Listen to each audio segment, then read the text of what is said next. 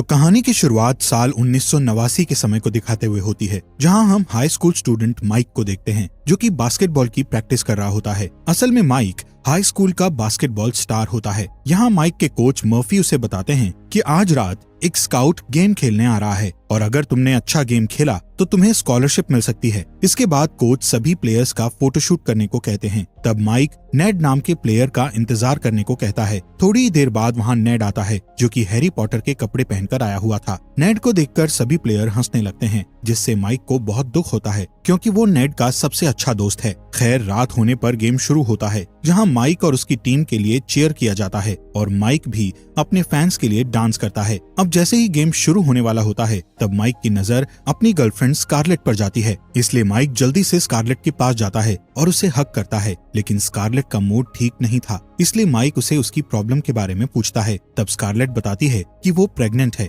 ये सुनकर माइक बहुत हैरान हो जाता है, लेकिन स्कारलेट उसे गेम पर ध्यान देने को कहती है क्योंकि ये गेम माइक के लिए बहुत जरूरी था। इसके बाद माइक गेम खेलने के लिए चला जाता है, लेकिन उसका पूरा ध्यान स्कारलेट पर ही होता है। इसी दौरान स्कारलेट उदास होकर वहाँ से जाने लगती है, जिसे जाता देख माइक अपना गेम छोड़ देता है और उसके पीछे चला जाता है। यहाँ माइक स्कारलेट को रोक लेता है और उससे कहता है कि मैं तुम्हारे साथ फैमिली बनाना चाहता हूँ, जिस पर स्कारलेट कहती है कि मेरी वजह से तुम्हारा फ्यूचर खराब हो जाएगा, इसलिए तुम्हें गेम पर ध्यान देना चाहिए। तभी स्कारलेट उससे दूर जाने की कोशिश करती है, लेकिन माइक उसे रोकता है और उसके साथ नई शुरुआत करने का कहता है। यहाँ से सीन शिफ्ट होता है और हमें 20 साल बाद का सीन दिखाया जाता है, जहाँ माइक की उम्र अब 37 साल हो चुकी है और वो अपने दोस्त नेड के घर में रहता है। नेड एक अरबपति था। वो दोनों एक साथ नाश्ता करते हैं और उनकी बातों से पता चलता है कि माइक की वाइफ स्कारलेट ने उसे घर से निकाल दिया है और वो उसके साथ डिवोर्स लेना चाहती है। इधर माइक अपने प्रमोशन का सोचकर काफी खुश था क्योंकि उसे लग रहा था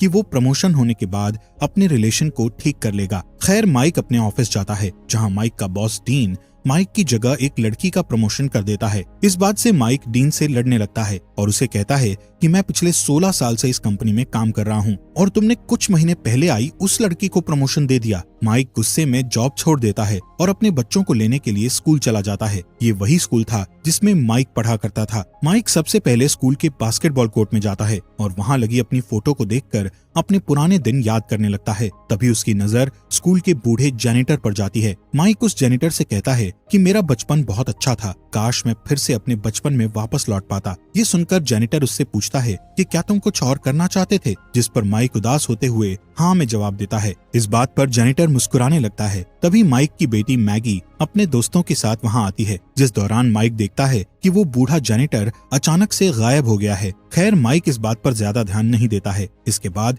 वो अपने बेटे एलेक्स और मैगी को आइसक्रीम खिलाने के लिए ले जाता है, जहाँ एलेक्स और मैगी अपने आप में बिजी रहते हैं और माइक से बात नहीं कर रहे होते हैं। असल में वो दोनों अपने पेरेंट्स के अलग होने वाली बात से खुश नहीं थे। फिर वो दोनों को घर छोड़ देता है और बैकयार्ड में चला जाता है, जहाँ स्कारलेट बैकयार्ड में रखे कुछ सामान को फेंक रही थी क्योंकि वो बैकयार्ड में कुछ बदलाव करना चाहती थी। पर माइक को ये सब पसंद नहीं आता है। साथ ही उनका अभी तक तलाक नहीं हुआ था और स्कारलेट ने अभी से अपनी नई जिंदगी की शुरुआत कर दी थी, इसलिए माइक को गुस्सा आता है और वो स्कारलेट से कहता है कि हम इतने साल से एक साथ हैं तो फिर अचानक से अलग कैसे हो सकते हैं। ये सुनकर स्कारलेट उससे कहती है कि अब हम एक दूसरे के साथ नहीं रह सकते। तभी स्कारलेट की फ्रेंड नोमी वहाँ आती है और स्कारलेट को वहाँ से ले जाती है। अब माइक उदास होकर वहाँ से चला जाता है, जिस दौरान बहुत तेज बारिश होने लगती है। जैसे ही माइक एक पुल पर पहुँचता है तो उसे पुल पर एक आदमी दिखाई देता है जो कि नदी में कूदने की कोशिश कर रहा था। माइक उस आदमी को रोकने के लिए चिल्लाता है, जिससे वो आदमी पीछे मुड़कर देखता है। तब माइक को पता चलता है कि वो बूढ़ा आदमी कोई और नहीं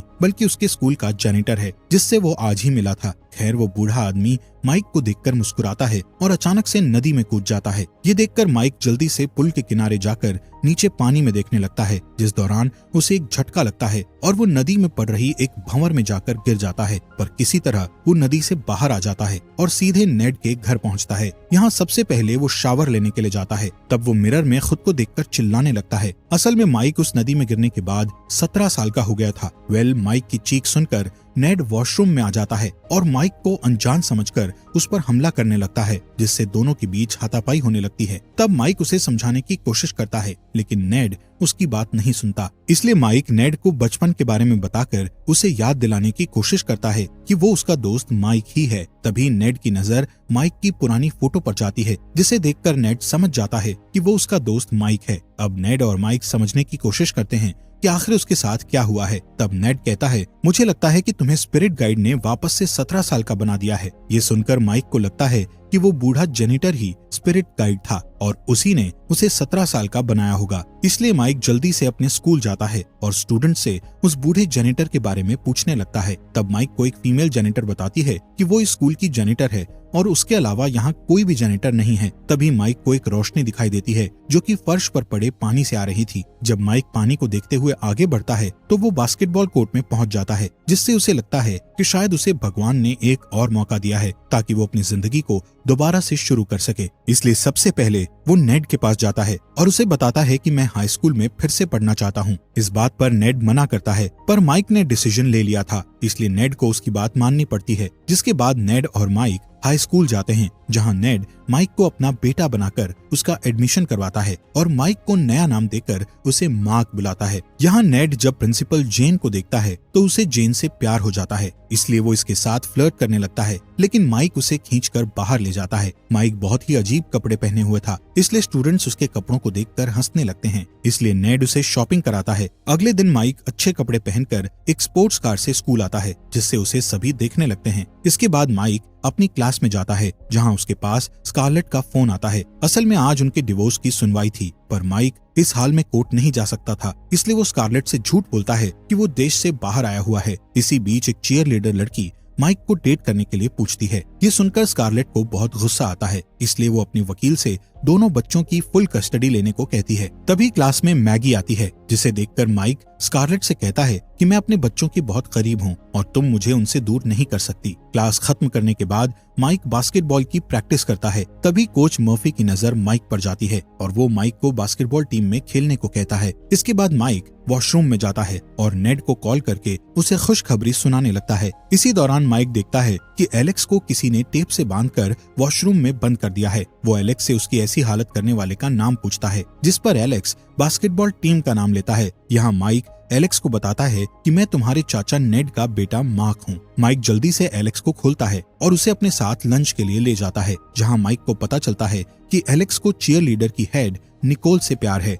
इसी बीच स्टैन नाम का लड़का अपनी बास्केटबॉल टीम के साथ आता है, जो छोटे बच्चों के लंच छीनकर उन्हें परेशान करता है। तब एलेक्स बताता है कि स्टैन मैगी का बॉयफ्रेंड है और उसे हमेशा परेशान करता है। तभी स्टैन माइक और एलेक्स के पास आता है और एलेक्स को धक्का दे देता है। तब माइक स्टैन की इंसल्ट करता है, जिससे सभी स्टूडेंट्स स्टैन पर हंसने लगते हैं। स्कूल के बाद माइक नेड के घर जाता है और दुखी होकर उसे बताता है कि मेरे बेटे को सब परेशान करते हैं और मेरी बेटी एक बदमाश लड़के को डेट कर रही है, इसलिए माइक अब अपने बच्चों की मदद करने का सोचता है। अगले दिन वो स्कारलेट के घर जाता है और एलेक्स की बास्केटबॉल स्किल्स देखकर उसे अपनी बास्केटबॉल टीम में खेलने का कहता है। इसी बीच स्कारलेट और नॉमी वहाँ आती हैं। स्कारलेट जब माइक को देखती है तो उसे वो अपने पति की तरह दिखाई देता है, इसलिए वो माइक का चेहरा पकड़कर उसे देखने लगती है। तब नॉमी स्कारलेट को खींचकर घर में ले जाती है और उसे किसी और के साथ डेट करने की सलाह देती है। ये सुनकर माइक गुस्से में नॉमी के ऊपर बॉल फेंक देता है और फिर उससे माफी मांगता है, जिस पर नॉमी उसे डांटकर अंदर चली जाती है। अगले दिन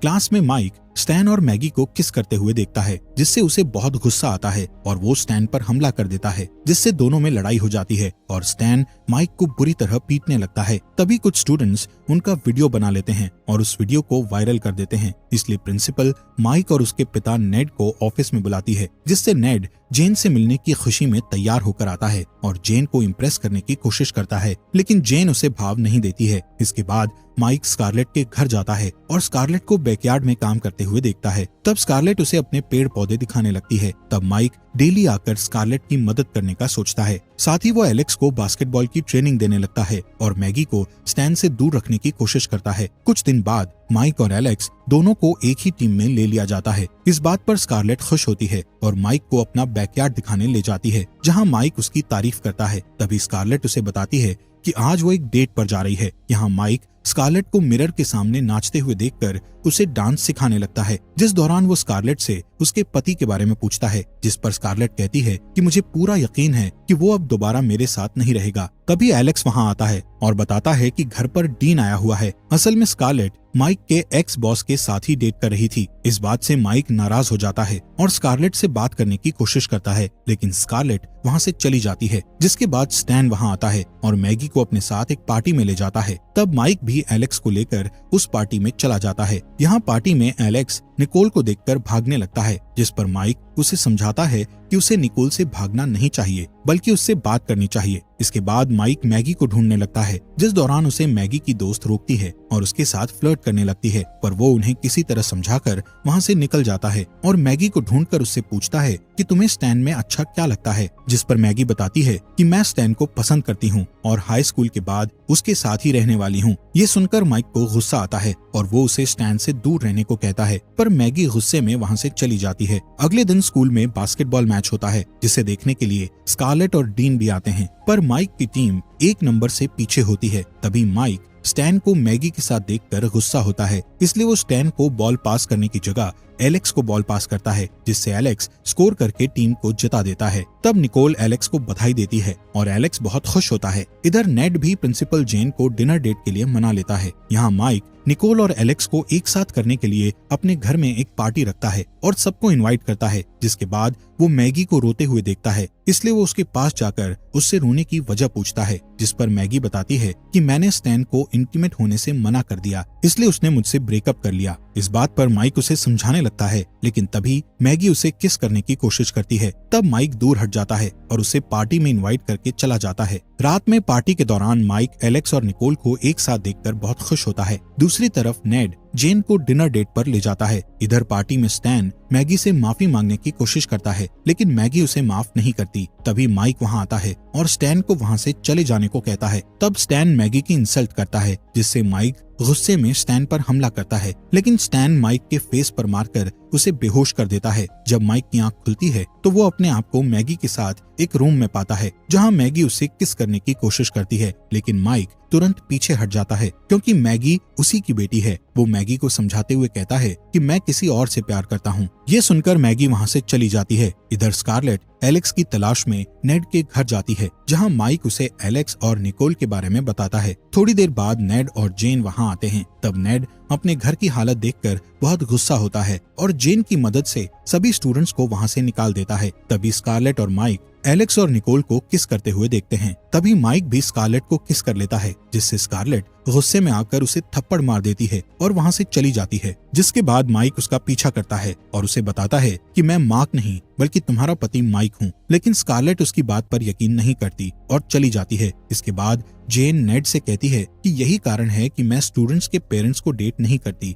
और जेन भी वहाँ से चली जाती है। इधर माइक नेड से माफी मांगता है, जिस पर नेड भी उसे थप्पड़ मार देता है। अगली सुबह नेड अपने घर को साफ करता है, जबकि माइक कल रात की घटना के बारे में सोचकर दुखी होता है। खैर, आज ही के दिन माइक और स्कारलेट के तलाक की भी सुनवाई थी, इसलिए माइक नेड से कोर्ट में चलने का कहता है, लेकिन कोर्ट में पहुंचने के बाद जज उन्हें बाहर निकालने का आदेश देता है, क्योंकि उन दोनों का इस केस से कोई भी संबंध नहीं था। पर तभी माइक चिल्लाते हुए कहता है कि मेरे पास माइक का एक लेटर है। ये सुनकर स्कारलेट उस लेटर को सुनने के लिए कहती है। तब माइक रोते हुए लेटर पढ़ता है और स्कारलेट को याद दिलाता है कि वो दोनों कैसे मिले थे और वो उससे कितना प्यार करता है। साथ ही वो स्कारलेट से सभी गलतियों के लिए माफी मांगता है और डिवोर्स का मना करता है। ये सुनकर स्कारलेट भी दुखी हो जाती है। तभी माइक उस लेटर को वहीं छोड़कर बाहर चला जाता है। स्कारलेट जज से सुनवाई की डेट आगे बढ़ाने का कहती है, और जब वो उस लेटर को देखती है तो उसमें सिर्फ डायरेक्शंस के बारे में लिखा होता है। यहाँ माइक नेड से कहता है कि मुझे अपने परिवार से दूर हो जाना चाहिए और अपनी नई जिंदगी शुरू करनी चाहिए। दूसरी तरफ स्कारलेट माइक की 1989 के समय की तस्वीर देखती है, साथ ही एक लेटर देखती है जो कि माइक ने उसके लिए लिखा था। यहाँ से सीन शिफ्ट होता है और हमें बास्केटबॉल कोर्ट का सीन दिखाया जाता है, जहाँ कोच मर्फी माइक से कहते हैं कि आज एक स्काउट आने वाला है और ये मैच उसके लिए बहुत जरूरी है। इसके बाद टीम की एक फोटो ली जाती है। ये सेम वैसा ही सीन था जैसे कहानी की शुरुआत में दिखाया गया था। मैच शुरू होने के दौरान स्कारलेट और मैगी भी वहां आते हैं। जैसे ही मैच शुरू होता है तब माइक स्कारलेट को वही स्पेशल पोज दिखाता है जैसा उसने 1989 में दिखाया था। इस पोज को देखकर स्कारलेट समझ जाती है कि वो उसका पति माइक है। स्कारलेट को लगता है कि उसे यहाँ नहीं होना चाहिए था, इसलिए वो यहाँ से बाहर जाने लगती है। तब माइक एलेक्स को बॉल देकर स्कारलेट के पीछे चला जाता है। इसी दौरान हम उस बूढ़े जेनिटर को देखते हैं जो कि माइक को देखकर मुस्कुराता है। इधर माइक जैसे ही स्कारलेट के पीछे दौड़ता है तब वो वापस से 37 साल का हो जाता है और स्कारलेट को गले लगाकर उससे कहता है कि वो हमेशा उसके साथ रहना चाहता है। यहाँ स्कारलेट उसे माफ कर देती है। दूसरी तरफ एलेक्स के कारण हाई स्कूल बास्केटबॉल मैच जीत जाता है। कहानी के आखिर में माइक नेड का शुक्रिया करने के लिए उसके रूम में जाता है और देखता है कि नेड और जेन एक दूसरे के साथ रिलेशन में आ चुके हैं। इसके बाद माइक को हाई स्कूल के बास्केटबॉल कोच की जॉब मिल जाती है और वो दोबारा से अपनी फैमिली के साथ खुशी से रहने लगता है। और इसी के साथ ये मूवी यहीं पर खत्म हो जाती है।